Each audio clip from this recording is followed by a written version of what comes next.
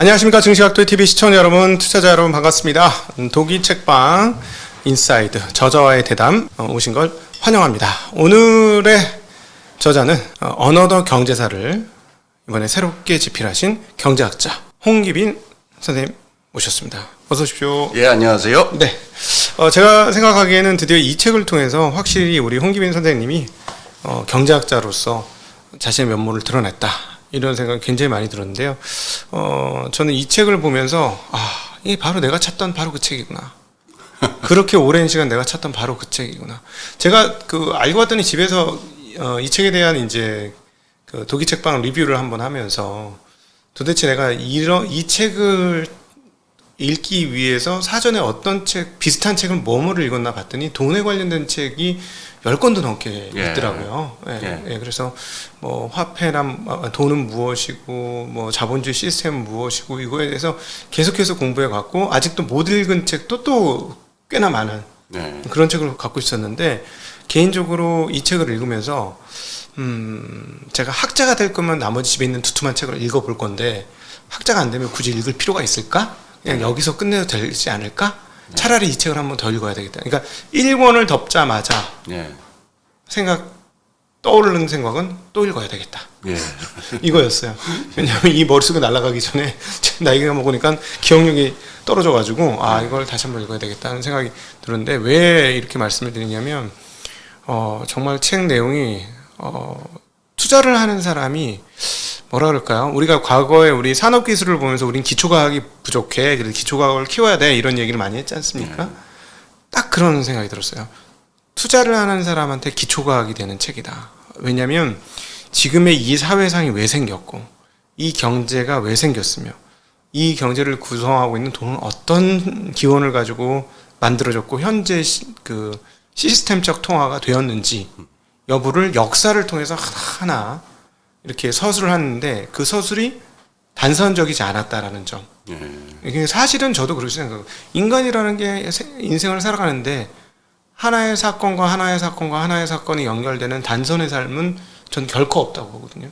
나라는 존재라는 것은 내가 나이기 때문이기도 하지만 부모님의 자식으로서도 있고, 형제일 수도 있고, 아버지일 수도 있고, 남편일 수도 있고, 어떤 동호회의 회원일 수도 있고, 회사의 직원일 수도 있고, 복합적인 그 국면으로 하나의 인간상이라는 게 조합이 되는 것이고, 그럼 그 사람은 정말로 다양한 생각과 환경 속에서 살아가기 때문에 그 사람을 이해를 하려면 하나의 측면 봐서는 안 되고 다차원적으로 봐야 맞습니다. 그 사람에 대해서 보일 수 있다라고 했는데, 바로 이 책이 경제와 현재의 경제 그리고 화폐, 이것들을 정말 다차원적으로 여러 사상가들의 이야기들을 다 종합해서 이야기를 해주신 그런 책이라고 생각하고, 이런 역작을 만들어주신 거에 대해서 독자의 한 명으로서 진심으로 감사드리고, 이거는 저는 특별히 투자를 좀 깊이 있게 해보고 싶으신 분들은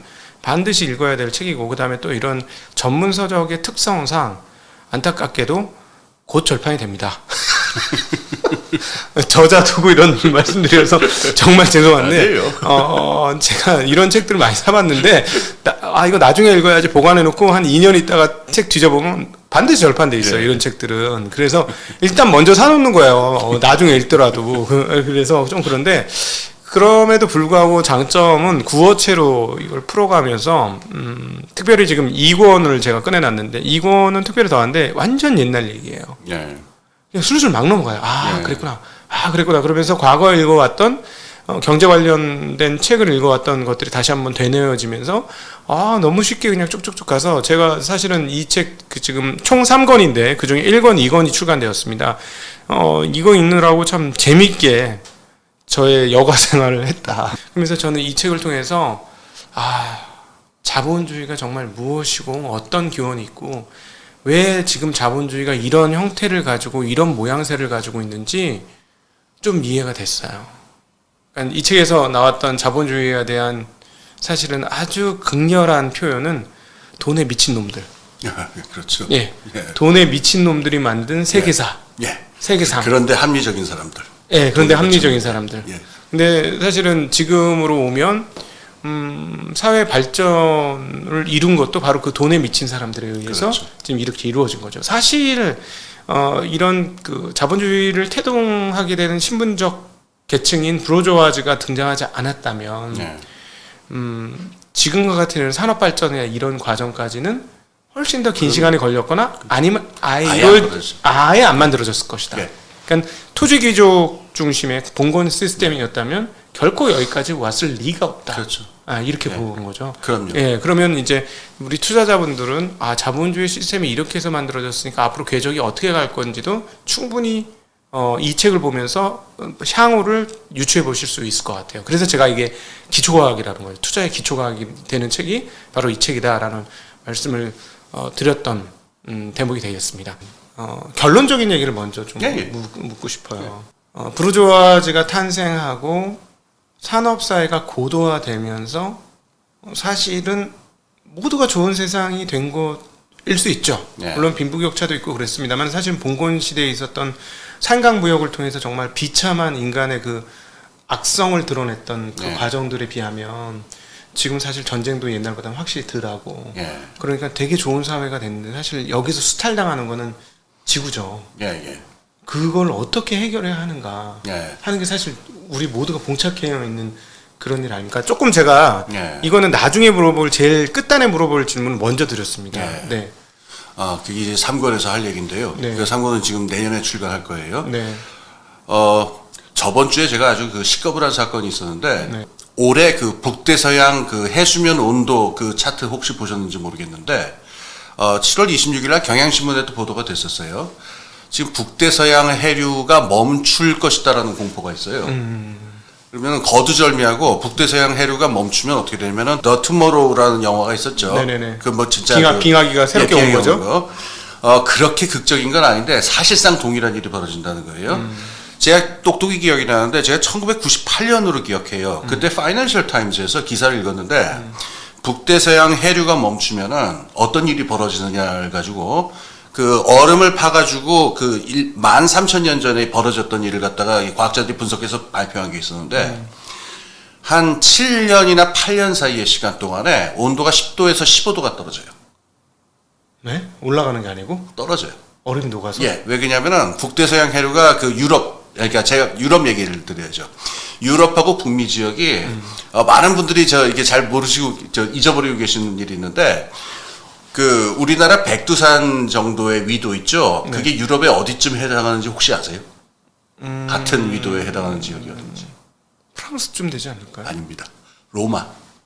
그렇게 낮아요? 그렇게 그러니까 유럽이 그렇게 위에 있어요. 예. 그러니까 유럽이 굉장히 원래는 위도상으로 보면 추워야 되는 데거든요. 그렇죠. 근데 거기서 막 올리브도 기르고 포도도 기르고 그러잖아요.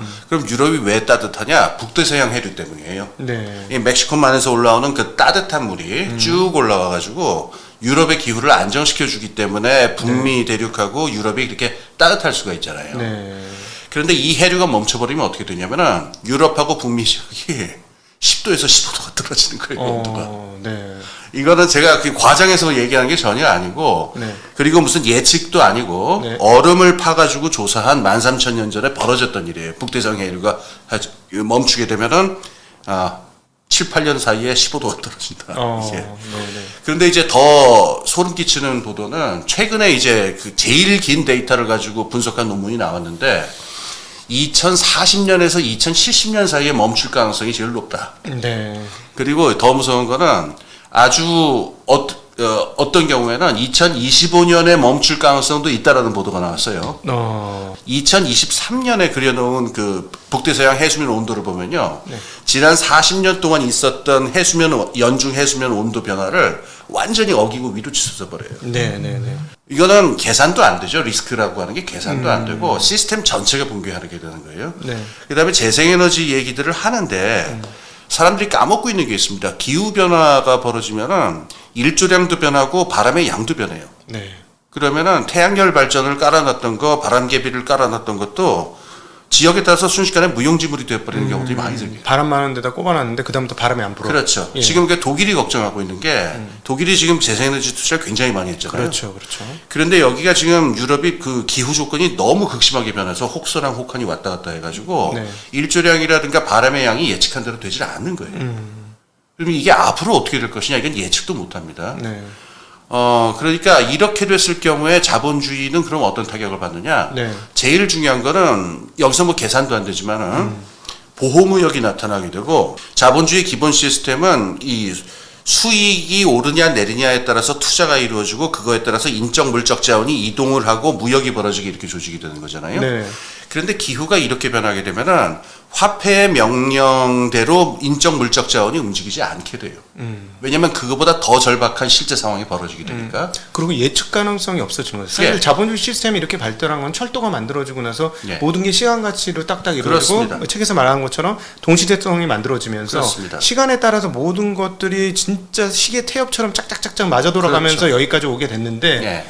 예측 가능성이 확 없어지는 그렇죠. 거예요. 예. 이게 지금 막스 베버가 그 자본주의 합리성을 얘기할 때 제일 중요하게 얘기한 게 예측 가능성이거든요. 예, 예. 이게 현재 금융에서는 이제 리스크 헤지라든가 이제 하입에 대한 예측 이런 걸로 나타나잖아요. 이거 불가능해집니다. 그러니까 지금 기후 변화라고 하는 게 가져오는 일이 그렇거든요. 지금 당장 벌어지고 있는 일을 하나 예를 들면은 지금 인도에 지금 홍수가 나서 네. 지금 쌀 농사가 박살이 났어요. 어, 그런데 쌀이 지금 전 지구의 쌀의 주요 산지는 인도, 태국, 그다음에 베트남 요 지역이거든요. 그렇죠. 여기가 지금 다 난리예요. 이 기후 변화 때문에. 그래서 인도가 이 쌀값이 오르면은 그다음에 바로 벌어지는 일은 정치적 폭동이거든요. 네. 이 하층 계급이 견디질 못하니까. 그래서 국내의 쌀 가격 폭등을 막기 위해서 수출을 금지시켜 버렸어요. 네. 그다음에 베트남도 금지시켰고 태국도 지금 그 금지 이제 막을 예정이고 그래서 쌀값이 폭등을 하는데 쌀값 오르면은 쌀값만 오르는 게 아니라 모든 식량 가격이 다 오르거든요. 네, 그렇죠. 기초 소재니까요. 예. 그런데 지금처럼 기후 변동이 심하면은 이 쌀에 있어서의 그 식량에 있어서의 보호 무역이 언제 풀릴지 예측할 수가 없게 되거든요. 네, 네. 그럼 여기서부터 그럼 예측 가능한 거는 뭐가 남을까 생각하면 아찔하죠. 그래서 지금 다가오는 기후 변화라고 하는 거는 네. 이거를 자본주의가 이렇게 뚫고 나갈 수 있는 가능성도 있겠죠. 뭐 여러 가지 투자를 한다든가 기술 혁신을 한다든가. 네. 하지만 이게 한 300년 동안 마련되어 온 자본주의의 가장 밑바닥에 깔려 있는 사회적 인프라 있죠. 예측 가능성. 그다음에 사회 조직의 합리성 같은 것. 네. 이걸 근본적으로 흐트러 버릴 수 있기 때문에 정말 저도 어떻게 말을 못 하겠어요. 그래서 이걸 시스테믹 크라이시스라고 그러는데 그걸 이제 3권에서 쓸 예정입니다. 네네. 그러니까 1권하고 2권에서 밑밥을 깔아놔야 이제 3권 얘기가 성립하니까. 네네네. 예. 지금 저희가 이제 결론적인 얘기를 이렇게 조금 드리긴 했는데, 자, 이제부터 하나하나 근본적인 이야기를 한 번씩 해 나가도록 하겠습니다. 이 책에서 저는 이제 첫 번째 많은 사람들이 꼭 이해하고 읽어야 된다고 생각하는 게 화폐의 기원이 어디서부터 어떻게 시작되느냐라는 네. 거예요. 근데 많은 사람들이 어떤 생각을 하고 있냐면, 뭐 책에서 언급이 되었습니다만은 네. 물건을 만들고 물물 교환을 하다가 예. 불편을 해서 화폐를 써보니까 편해. 예. 그래서 화폐를 가지고 물물 교환을 점차 대체를 했고 예. 그러다 보니까 화폐가 주력이 되어가지고 지금 같은 시스템이 왔다라는 뭐 자연 진화설 같은 이야기를 합니다. 예, 예. 근데 이 책에서는 전혀 그렇게 예. 얘기 안 하죠. 예. 전혀 다르게 얘기하고 화폐 시스템을 구축하고 나서 예. 그 뒷단의 사회 구조가 만들어졌다. 예, 예. 이렇게 얘기합니다. 그렇죠. 예, 그걸 설명을 좀 해주시면 예. 좋을 것 같아요. 우선 그 아까 말씀하신 그 익숙한 얘기가 이제 경제학 교과서에도 나오고 그 누구예요? 그 유발 하라리 호모사피엔스도 똑같은 얘기 하더라고요. 물물 교환하다가 이게 불편해서 화폐가 생긴 거다. 네네. 한마디로 새빨간 거짓말이에요. 네. 그러니까 이렇게까지 심하게 말씀드려서 죄송한데 네. 두 가지 차원에서 다 이제 거짓말인 게 입증이 되는데 우선 인류학적인 역사학적인 증거가 하나도 없어요. 네. 그러니까 그 책에 나오는데 그걸 이제 인류학자들이 한 100년 동안 뒤져봤는데 네. 물물 교환을 하다가 화폐가 생겨난 사례가 있느냐 단 한 사례도 못 찾은 거예요. 없습니다. 네. 네네. 그러니까 벌어진 일이 아니고요. 그다음에 두 번째로 이게 벌어지려면은 물물 교환은 두 물건 사이의 그 교환 비율이잖아요. 네. 그런데 한 100가지의 물건이 교환되는 장소가 있다고 합시다, 시장에서. 뭐, 그건 100가지는 교환될 수 있죠. 그럼 100가지의 물건들이 교환되면 교환 비율이 몇 개가 생기냐면은 100 곱하기 99 나누기 2 가지가 생겨요. 그러니까 한 4,800가지 개 정도의 교환 조건이 생기는데 이걸 어떻게 통일을 합니까? 이게 불가능하죠. 예. 그래서 이론적으로도 역사적으로도 이건 전혀 벌어진 일이 아니다라고 논파가 여러 번 됐었어요. 네네. 그런데 이거는 신화처럼 계속 떠들면서 그냥 이런저런 책이 계속 나온단 말이에요. 아까 왜 두툼한 책들 이렇게 갖다 놓으셨다고 그랬잖아요. 네. 이렇게 시작하는 책 있으면 버리세요. 네. 예, 이건 전혀 틀린 얘기입니다. 네. 그럼 화폐는 어디서 시작되느냐? 그 화폐가 가진 기능이 계산 기능, 그다음에 지불 기능, 그다음에 이 부의 축장 기능, 네. 그다음에 교환의 매개 수단 기능이 있잖아요. 네네. 네 가지가 각각 다 기원이 다릅니다. 기원이 달라요. 네. 전혀 다른 종류의 물건들이었었어요. 예전에 이제 책에서 아주 재미나게 읽었던 대목은 거래를 할 때 어떤 장소, 뭐 나무 아래인가 그런 장소에서 서로 간의 물건을 두고 네. 떠나면 다른 사람이 와서 물건을 놓고 예. 서로 뭐랄까 입맛이 맞으면 바꾸고 안 맞으면 안 예. 바꾸고 어떤 비밀스럽게 예. 거래를 했다. 그러니까 옛날에 이런 물건의 교환이 네. 뭐 대놓고 하는 게 아니었다라는 예. 이야기가 나와요. 예, 그 예. 부분도 설명을 해주시면 좋을 것 같아요. 그건 제가 아주 정말 그 할 얘기가 많은데 그 책이 길어질까봐 짧게 그냥 그 침묵의 교역 얘기만 했는데 네.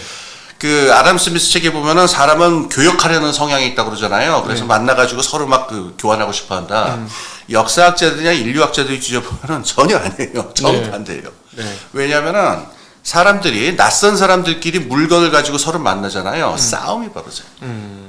그래서 실제 인류학적으로 교환, 물물 교환이 벌어지는 제도들이나 이 형태들을 이렇게 보게 되면은 네. 이 물물 교환이 전쟁이나 싸움으로 비화되는 것을 막기 위한 장치들이 무지하게 많아요. 그러니까 그 중에 하나가 지금 말씀하신 대로 이 교환 당사자 둘이 절대로 말을 섞지 않고 얼굴을 보지 않는 방식을 취한 게 그 침묵의 교육이라는 거거든요. 네. 그러니까 바꾸고 싶은 물건을 언덕 위에다 올려놓고 그 다음에 A가 이제 내려갑니다. 네. 그럼 B가 이제 자기 물건을 갖고 올라가서 얼굴은 안 보고 언덕 위에서 이렇게 보고 요거랑 나 요만큼 바꿀래라고 하면서 자기 물건을 딱 놓고 내려가요. 네. 그러면 다시 A가 이렇게 올라가서 이 교환 비율이 적정한가 이렇게 봐가지고 네. 아니다 싶으면 자기 물건을 좀 덜어 갖고 내려가요.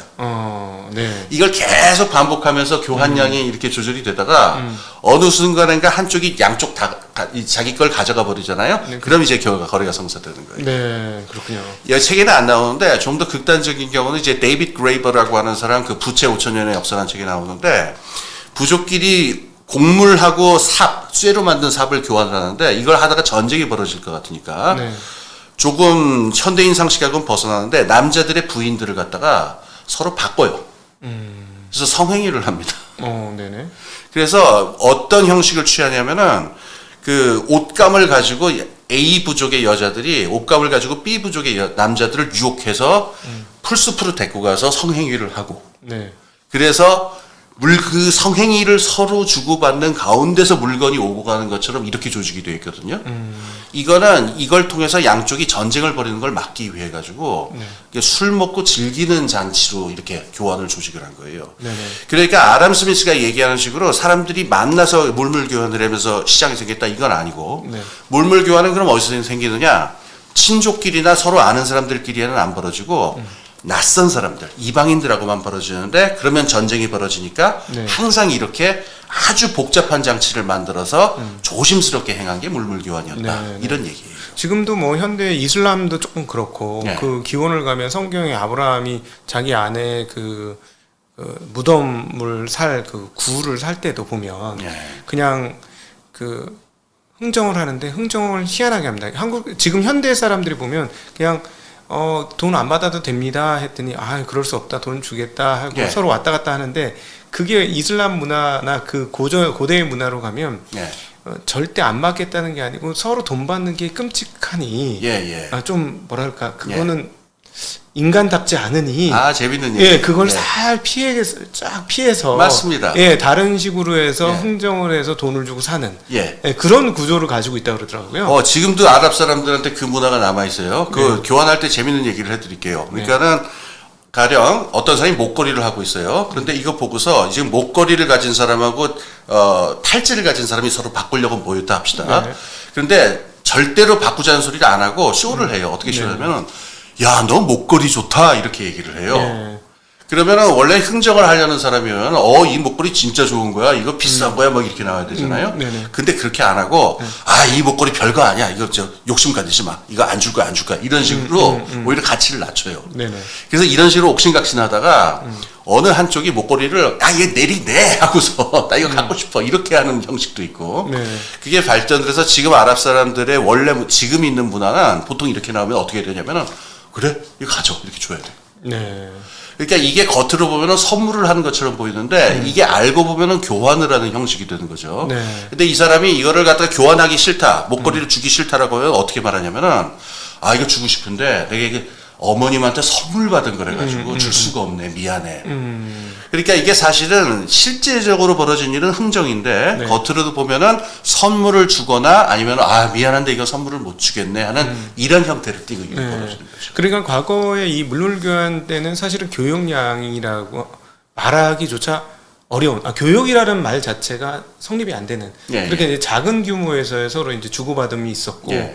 그게 뭐 예를 들어서 말씀하신 대로 발전을 해서 화폐로 넘어가는 과정하고는 전혀 상관이 없었다. 네, 전혀 상관이 없었던 거예요. 네. 그러니까 무역이 기본이 두 가지가 있는데 동네 안에서도 그 시장이 있긴 있어요. 근데 이 시장은 뭐냐면은 달걀 사러 간다든가 콩나물 사러 간다든가 그래서 가격도 다 정해져 있고 생필품의 종류도 다 정해져 있기 때문에 이걸 뭐 교환이라고 말하기도 우스울 정도의 그런 조그만 시장들 그게 이제 마을 시장이 있고 그 다음에 먼 원거리 무역이 있어요. 이를테면 수메르 제국이 거기 있는 어떤 목재를 구하려면은 저기 지중해 건너편에서 구해야 되는데 굉장히 대규모입니다. 이거 큰 규모의 무역을 행하는데 시장 교환이 아니고 관리, 왕이 시킨 관리, 탐카룸이라고 그래요. 이 고위 관리가 배를 몰고 가서 원정을 하든가 아니면 그 지역 현주민들하고 무슨 딜을 치든가 해가지고 대규모로 조달해오는 일종의 조달 사업 같은 형태로 이루어졌던 거죠. 그러니까 우리가 알고 있는 뭐 시장이 만들어서 가격 흥정이 이루어지고 이런 건 아니었다는 거예요. 사실 따지고 보면 한국에서도 그 품앗이라는 거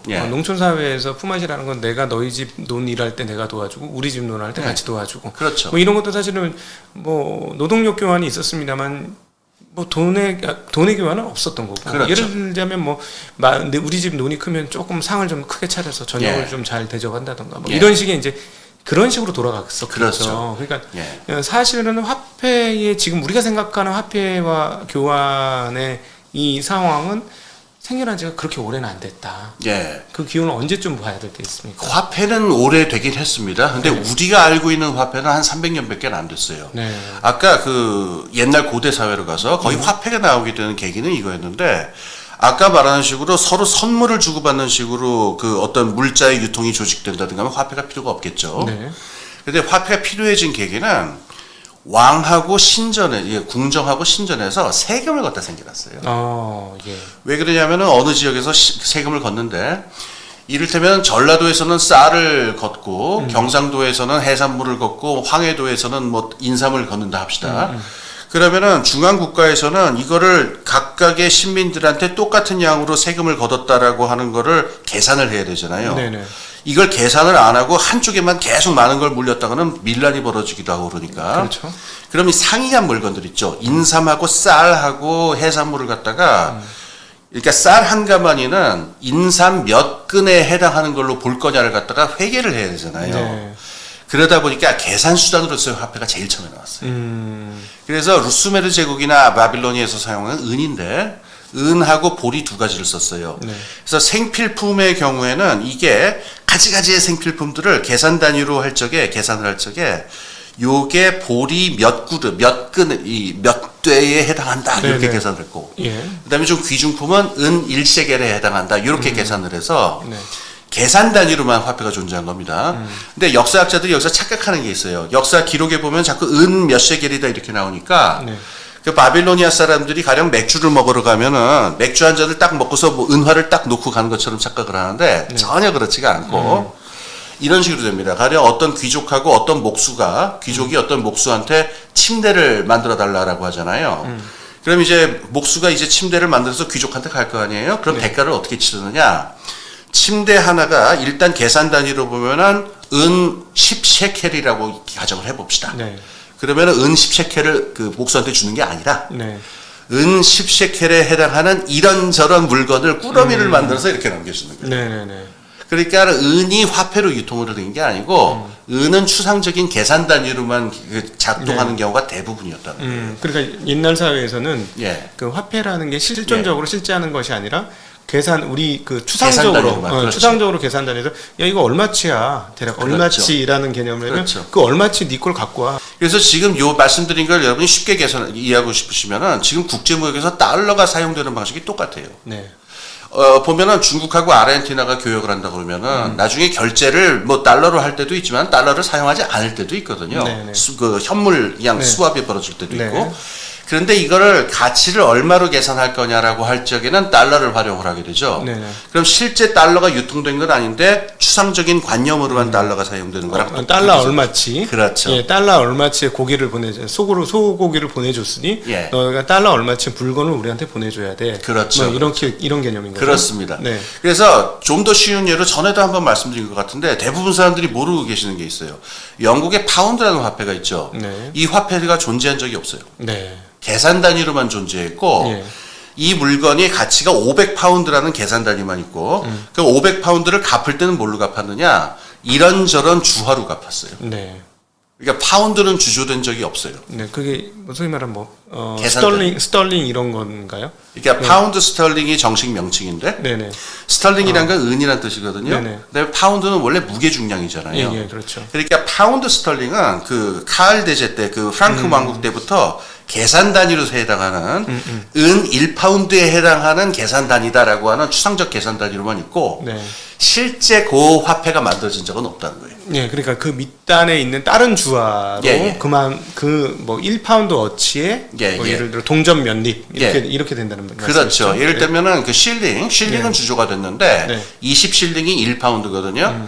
그러니까 1파운드 어치를 주화로 갚고 싶으면은 20실링을 낸 거예요. 은화 20실링을 내서 1파운드 어치를 계산을 해버린 거죠. 네네. 우리가 일반적으로 그 화폐를 조금 일반적인 통용하는 그 시점과 네. 그 사건은 어떤 게 있다고 봐야 됩니까? 일반적인 화폐라는 건 오늘날 쓰이는 화폐라는 걸 말씀하시나요? 아니면 통용 일반적으로 이제 많은 사람들이 화폐를 본격적으로 쓰기 시작한 예. 그 시점이나 뭐 그런. 이게 문제인데 네. 많은 사람들이 똑같은 화폐를 갖다가 공통적으로 사용하게 된 거는 한 300년 정도밖에 안 됐어요. 예. 이게 되게 놀라우실 텐데 가령 한 14세기 영국으로 가보면요. 네. 화폐 종류가 왕이 찍어낸 그 주화 네. 이것도 화폐로 쓰였고요. 그다음에 상인들끼리는 환어음이라고 그래갖고 종이 쪽지에 그 환어음 아시잖아요. 네네네. 종이 쪽지에 찍찍 쓴 걸 갖다가 이제 수표를 계속 이설을 해가지고 그걸 화폐로 썼고요. 네. 그 다음에 이것보다 더 많이 쓰이는 화폐가 있는데 탈리 막대기라고 해가지고 나무에다가 이렇게 양쪽이 내가 얼마 빚졌다는 걸 금을 그어서 표시를 한 다음에 나무로 두 개를 찌어게 버려요. 네. 요새도 왜 우리가 그 세금 내면은 이게 영수증 주면서 스톡이 있고 스터브가 있죠. 네. 요게 탈리 막대기에서 나온 말이에요. 그러니까 이러면은 요 받은 그 나무 반쪽짜리 나무 막대기 있잖아요. 이것도 화폐로 유통이 됐습니다. 그러니까 이런저런 종이장들도 수표니 뭐니 하는 종이장들도 화폐로 쓰였고 네. 영국왕이 만든 주화도 화폐로 쓰였고 그 다음에 베니스니 뭐니 하는 나라에서 들어온 각종 주화도 막 쓰였고 네. 그 다음에 평민들이 만들어낸 탈리 막대기도 막 쓰였고 그러니까 사용된 화폐가 뭐 4가지 5가지 어떻게 보면 어떤 의미에서는 10가지 20가지가 되기도 했어요. 일종의 증표인 거잖아요. 그렇게 그렇죠. 되면 그다는 증표로 사용되는 게 후대에 와서 뭔가 예를 들어 세금 문제라든가 왕권 문제라든가 이런 예. 것들에 의해서 필요에 의해서 통일된 주화가 되는 거지. 그렇죠. 그 전에는 수많은 다양한 예, 형태의 남맥상이었어요. 네, 그래서 이게 통일되는 계기가 제일 중요한 계기는 1694년에 영국에서 이제 영란은행이 만들어지는데 네. 런던 주변은에서는 이제 주로 영란은행권이 통용되기 시작하는 때가 와요. 네. 이때부터 슬슬 통일이 돼가지고 나라별로 한 나라에서 한 가지 통화를 사용하는 상황이 벌어진 거는 네. 좀 놀라운 일인데 19세기 이후에 벌어져요. 네. 100년, 200년밖에 안 됐어요. 네.